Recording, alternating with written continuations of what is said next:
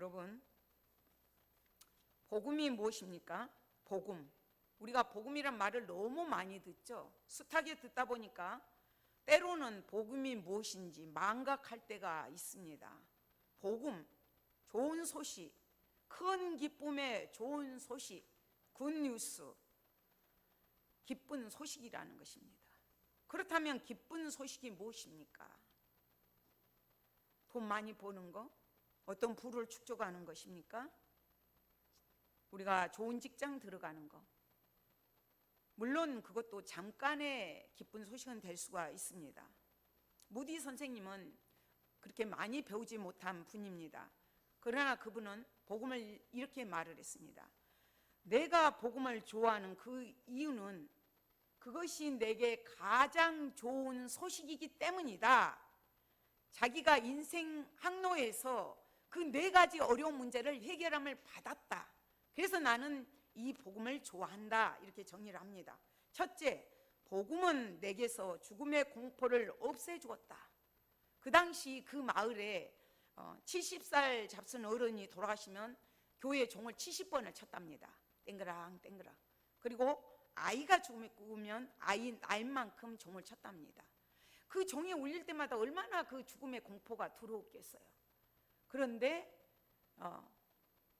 복음의 기쁜 소식이, 복음은 이 죽음의 문제를 해결해 주었다. 두 번째는 복음은 죄의 멍에를 풀어주었다.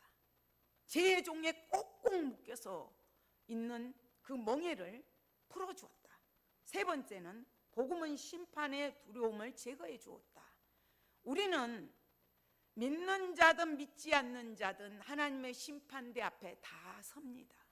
그 심판의 두려움이 늘 따라다녔던 거죠.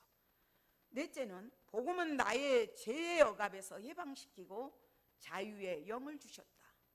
죄의 종으로 죄가 시키는 대로 따라갔던 자가 이제는 의의 종으로 성령의 인도하심을 받고 지배함을 받아서 자유케 됐다.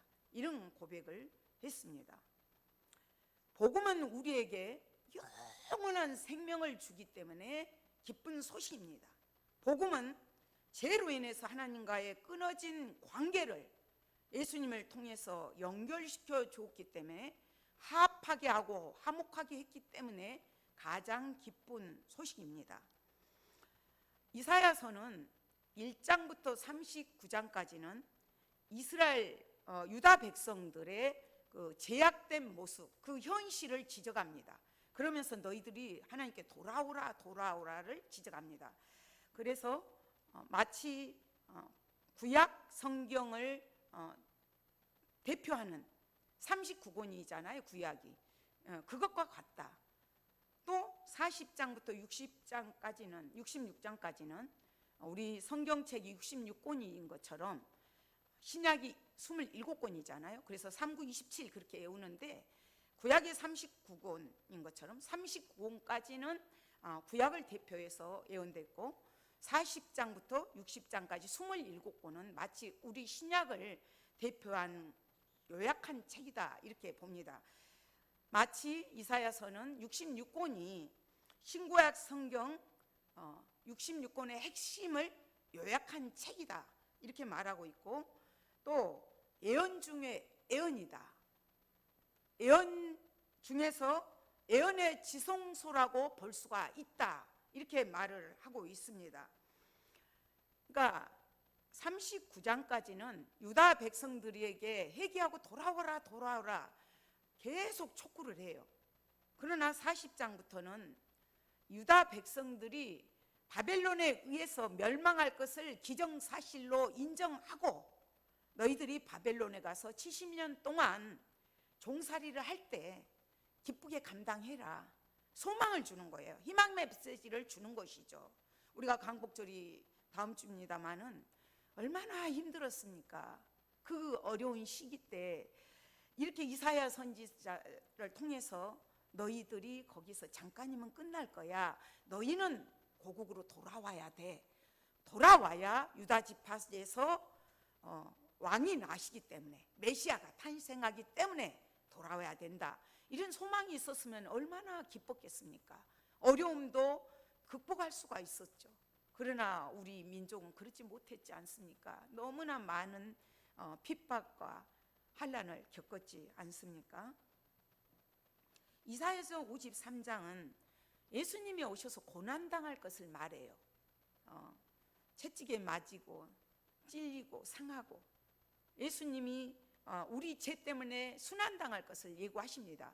그래서 실제로 예수님의 공생애 동안에 당하신 그 고난으로 인하여서 우리가 제사함을 받습니다. 54장은 그런 그 고난으로 인해서, 그 결과로 인해서, 예수님의 고난 받으신 결과로 인해서 신약 교회가 받게 될 그 풍성한 복들에 대해서 설명을 합니다.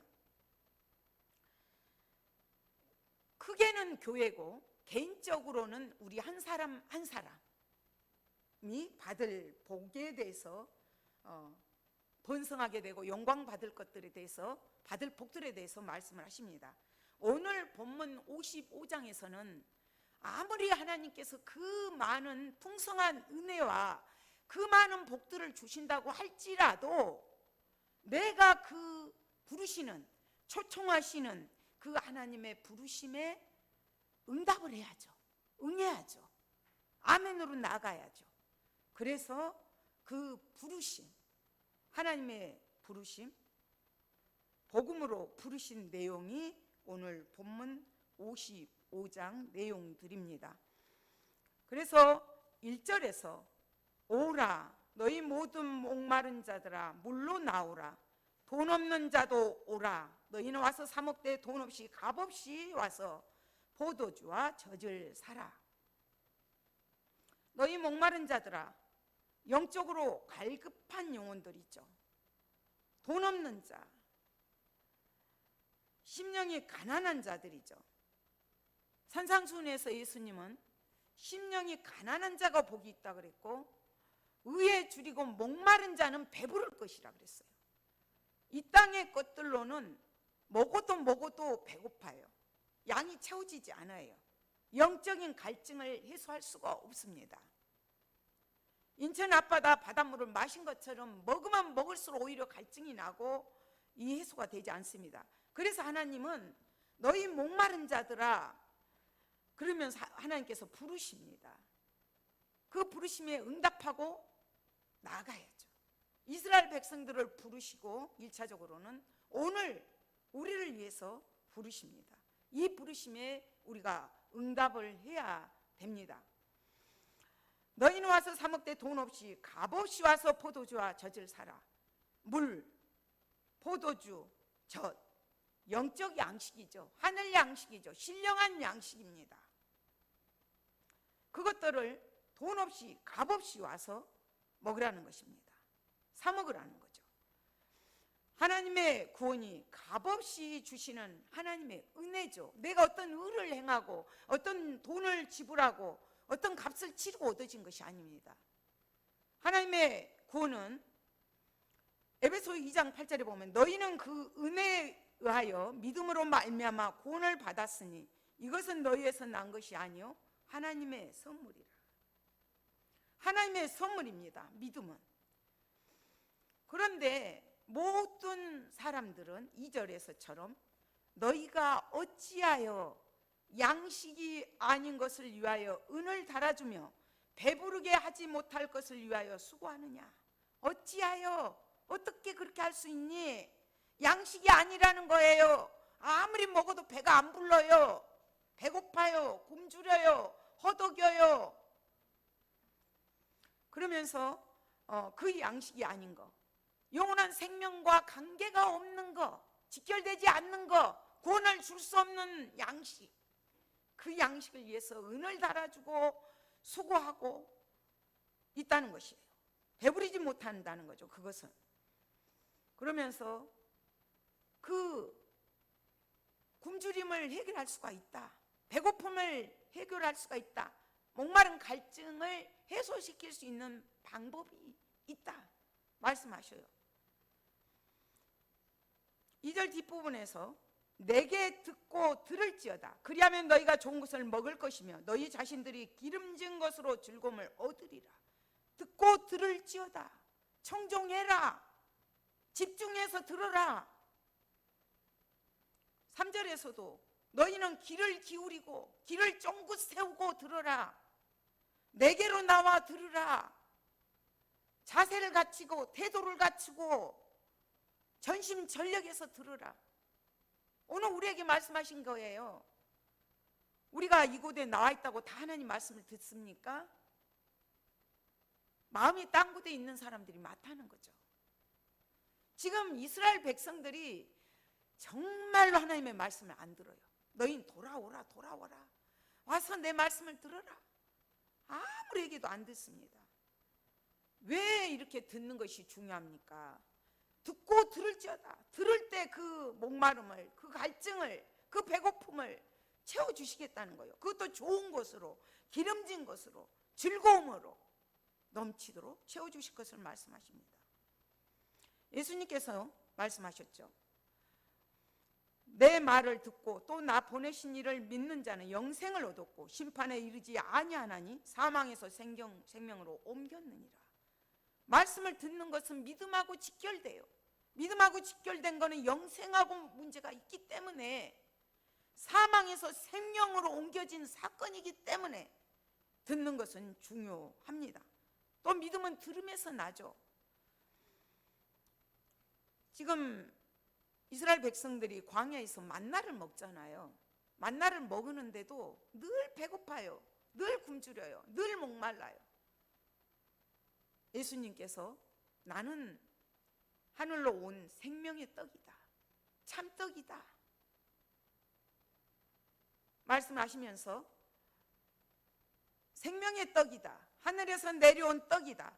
하늘에서 내려오는 살아있는 떡이다. 예수님 자신을 생명의 떡이라고 말씀을 하셨어요. 그리고 내가 주는 물을 마시는 자는 영원히 목마르지 않으리라. 우리의 생명수가 되십니다. 예수님 안에 생명이 있어요. 예수님 안에 생명이 있었으니 이 생명은 사람들의 빛이라. 예수님은 육신을 입고 이 땅에 오셨습니다. 예수님은 말씀이시고 하나님이시고 이 말씀을 통하여 빛으로 인생들이 갈 길을 몰라 방황할 때 갈 길을 빛으로 제시해주고 인도해 주십니다. 그래서 들으라는 거예요. 너희가 그렇게 들을 때 그리하면 3절에서 너희의 영혼이 살리라. 영혼이 사는 거, 생명을 얻는 비결이 듣는 데 있다는 거예요. 들어라, 들어라, 들어라. 내가 너희를 위하여 영원한 언약을 맺으리니 곧 다윗에게 허락한 확실한 은혜이니라. 이스라엘 백성들하고 하나님은 언약을 맺어 주셨어요. 또 사무엘 하에 오면 다윗을 통해서, 나단 선지자를 통해서 다윗 언약을 맺으십니다.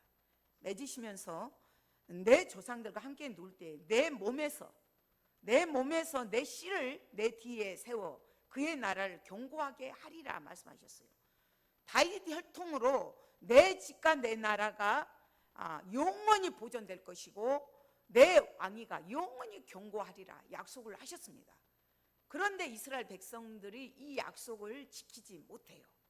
어디로 가느냐? 배부르지 못할 것, 썩어질 것, 없어질 것, 그것을 따라가 버리죠. 그것들이 무엇입니까? 명예, 부, 세상에 어떤 우리가 최고의 가치를 두고 있는 그 우상들인 거죠. 이스라엘 백성들은 그것을 따라가 버렸어요. 그러다 보니까 하나님께서는 새 언약을 맺어 주십니다. 예레미야서에 보면 31장에서 새 언약을 맺어 주시는데 이스라엘 백성과 맺은 구원의 언약입니다. 오늘 우리에게 맺어 주신 언약입니다. 곧 내가 나의 법을 그들의 마음에 기록하여 나는 그들의 하나님이 되고 그들은 내 백성이 되리라. 하나님의 법을 우리 마음속에 기록한다는, 성령으로 기록해 주시고 늘 함께 하실 것을 말씀하십니다. 그래서 새 언약으로 오신 분이 예수님이에요. 새 언약으로 오신 예수님은 요한복음 3장 16절이죠. 하나님이 세상을 이처럼 사랑하사 독생자를 주셨으니 그를 믿는 자들마다 멸망치 않고 영생을 얻게 하려 하시니라. 영원히 살게 하기 위해서 이 땅에 오셨어요. 그러나 예수님이 정령 왔을 때 종교 지도자라는 사람 니고데모가 옵니다. 와서 예수님 앞에 와서 물어봐요. 어떻게 해야 거듭납니까? 아무리 설명을 하고 가르쳐줘도 듣지를 못합니다. 예수님께서 요한복음 3장 11절에서 이렇게 말씀하셔요.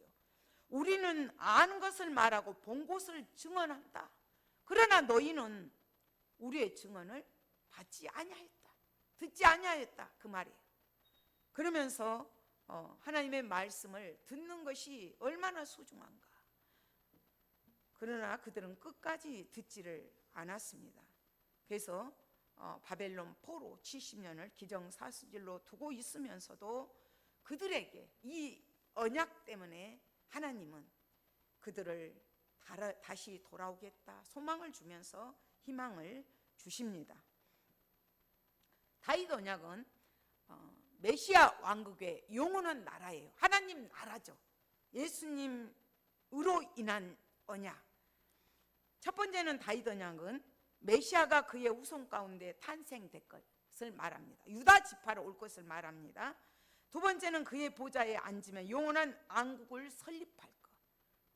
영원한 하나님의 나라가 영원히 견고히 설 것을 말합니다. 세 번째는 그는 죽음과 지옥을 이기십니다. 시편에 보면. 네 번째는 이스라엘에게 평강과 행복을 줄 것이다. 다섯 번째는 지금 여기 본문에서 읽었던 만인의 증인으로 세울 것을 말씀하셔요. 4절에 보면 만민에게 증인으로 세웠고, 다섯 번째는 만민의 인도자와 명령자로 삼았나니 4절에서 말씀하시죠. 여섯 번째 만민의 지도자, 인도자와 망령자로 삼아주셨고, 일곱 번째는 지금 6절에 있는 55장 5절 뒷부분에 있는 부분입니다. 만민의 구원을 담당하실 구속자로, 구원자로 세우실 것을 약속하셨습니다. 예수님으로 인하여서, 메시아로 인하여서 하나님의 나라가 건설될 것을 약속해 주셨습니다. 그러면서 6절에서 그 구원이 계속 있는 것이 아니다. 6절 보면 너희는 여호와를 만날 만한 때에 찾으라. 가까이 계실 때에 그를 부르라. 때가 있다는 거예요. 제가 그 버스를 이렇게 버스 정거장에 유재석 씨가 이렇게 광고 모델을 하면서 버스는 가면 반드시 옵니다. 그런 광고가 있더라고요. 버스는 가면 오죠. 다른 것들은 또 지하철도 가고 나면 다른 지하철 타면 됩니다. 그러나 이 복음에 하나님께서 부르실 때, 초청할 때 응하지 않을 때는 때가 있다는 거예요. 우리는 언제 죽을지 모릅니다. 이 때가 끝이 언제일지는 몰라요. 그래서 하나님이 부르실 때, 가까이 계실 때에 그를 찾고 부르라고 촉구하고 있습니다. 그러니까 그 구원이 임박했다는 거죠. 마태복음에 보면 열처녀의 비유가 나와요. 똑같이 신랑 맞을 준비를 합니다. 자며 졸며 잘세, 졸며 자요. 등과 기름을 준비하고, 다섯 처녀는 신랑이 올 때쯤 됐는데 등불이 건들건들 꺼져요. 기름이 없으니까. 그래서 기름 사러 간 사이에 신랑이다, 신랑이 오는 소리가 들립니다. 기름 사러 간 사이에 신랑이 와버려요. 지혜로운 다섯 처녀는 등과 기름을 같이 준비를 했기 때문에 신랑을 맞이합니다. 등과 기름, 우리의 행실, 우리의 믿음, 그 모든 것들을 준비를 해야 돼요. 그랬을 때 신랑을 맞이고 천국문에 들어갑니다. 그것이 때가 있다는 거예요. 아무 때나 있는 것이 계속 그 구원의 문이 열린 것이 아니에요. 우리가 찬송가 부르지만 구원의 문 닫힌 후에는 그 다섯 처녀가 와서 아무리 문을 두드려도 문을 열려지지 않습니다. 그 때를 놓치지 말라는 것입니다. 저는 우리 어르신들을 늘 배울 때마다 그 마음이 늘 이게 짐이 되고 있습니다. 대치동에 우리 권사님 전도하실 때 안 믿으면 지옥 갑니다 노골적으로 하신다는 거죠. 우리 나라도 초창기 때는 천국이냐 지옥이냐 막 전했어요. 예수 천국, 불신 지옥, 그러고 외쳤어요. 최권동 목사님 같은 경우는 예수 천당, 불신 지옥 그렇게 외쳤는데도 그 많은 사람들이 예수님 앞으로 돌아왔습니다. 오늘날은 그거를 못 외쳐요. 그렇게 외치면 교인들이 떠나가기 때문에. 저부터도 안 믿으면 지옥 갑니다. 여기서 안 믿는다는 것은 교회에 나온 것을 말하지 않습니다. 교회 안에도 예수님을 믿지 않는 자들이 많아요.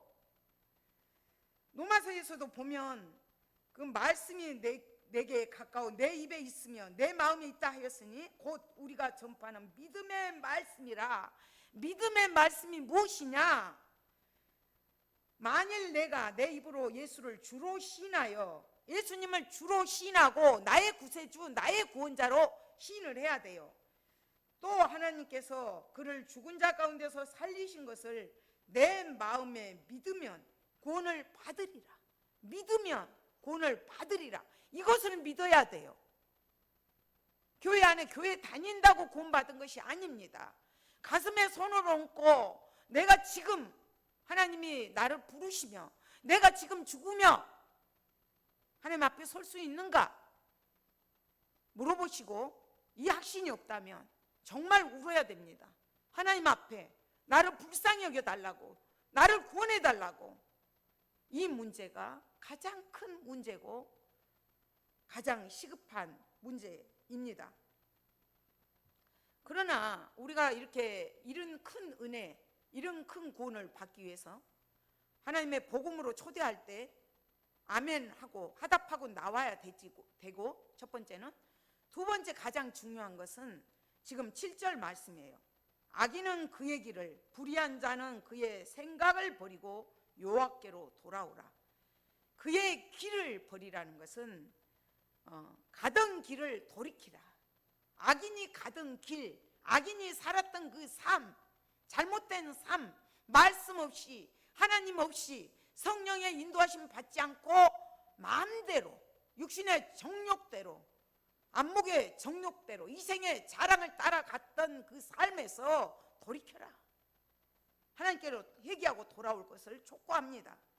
불의한 자는 그의 생각을 버리고, 불의한 자, 불법을 행하는 자, 그의 생각까지라도 버리라는 거죠.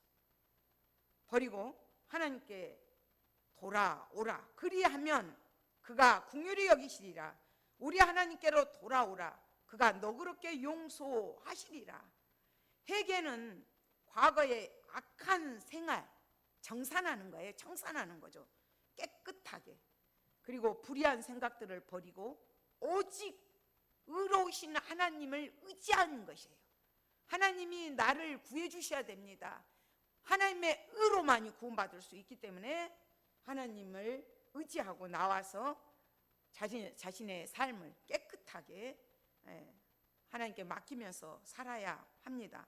물론 한 번 예수님을 딱 믿을 때 구원을 받습니다. 목욕하는 자는 목욕을 계속할 필요는 없습니다. 그러나 손과 발은 씻어야 됩니다. 하나님 앞에 나올 때마다 우리가 참회의 시간을 갖습니다마는, 고백의 기도를 드립니다마는 한 주의 동안의 삶을 되돌아봐야 돼요. 왜 그렇게 바쁜지 요즘에 묵상하고 하나님과 깊이 만날 시간들이 있습니까? 이 시간을 가져야 돼요. 이게 잘못됐구나. 요즘의 시대가 얼마나 무섭습니까? 칼을 들고 남을 푹푹 찌른다는 게 말이 됩니까? 이게 말이 되냐고요.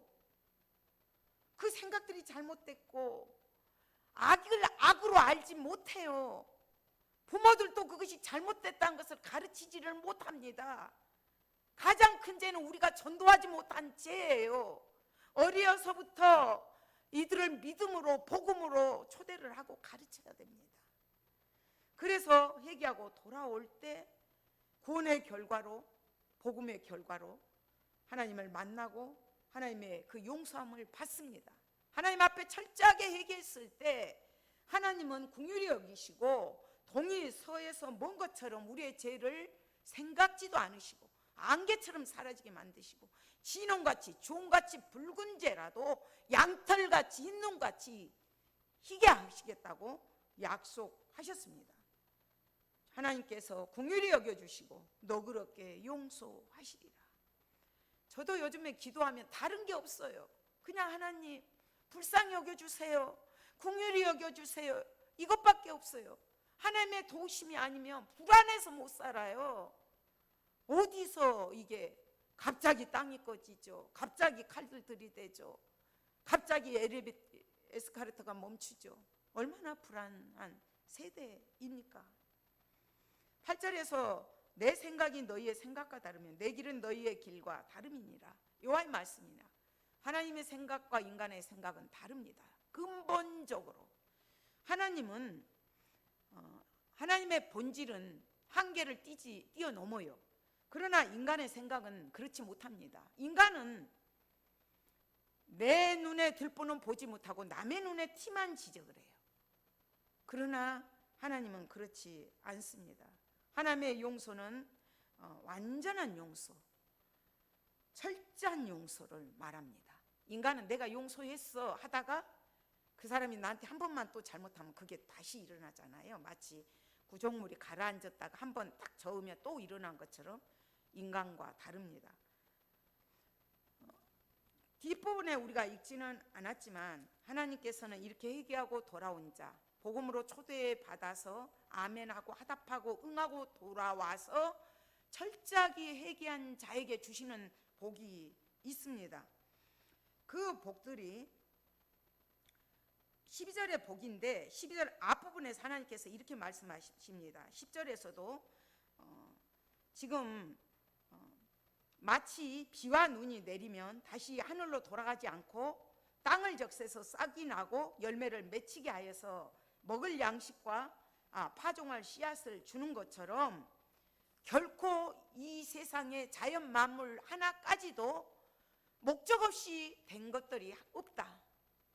그것이에요. 지금 10절 말씀, 11절 말씀. 그래서 11절에서 내 입에서 나가는 말도 이와 같이 헛되이 내게로 되돌아오지 아니하고 나의 기뻐하는 뜻을 이루며 내가 보낸 일에 형통함이니라.